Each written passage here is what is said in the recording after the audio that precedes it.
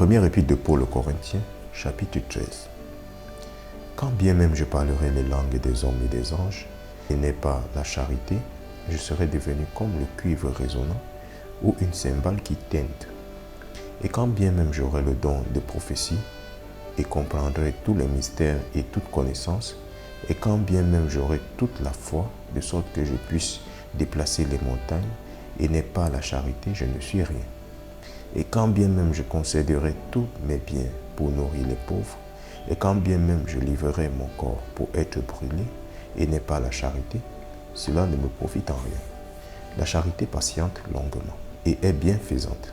La charité n'envie pas, la charité ne se vante pas, n'est pas enflée d'orgueil, elle ne se comporte pas de manière malséante, ne cherche pas son intérêt, n'est pas facilement provoquée, ne pense aucun mal, ne se réjouit pas en l'iniquité, mais se réjouit en la vérité, supporte toutes choses, croit toutes choses, espère toutes choses, endure toutes choses.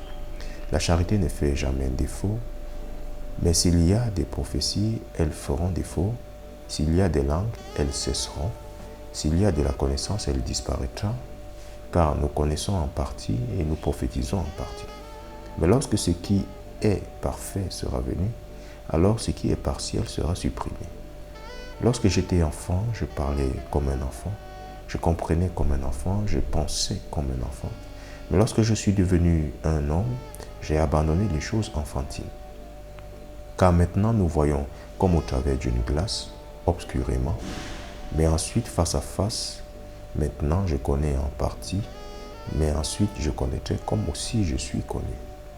Et maintenant demeure la foi, l'espérance, la charité. C'est toi, mais la plus grande d'elles est la charité.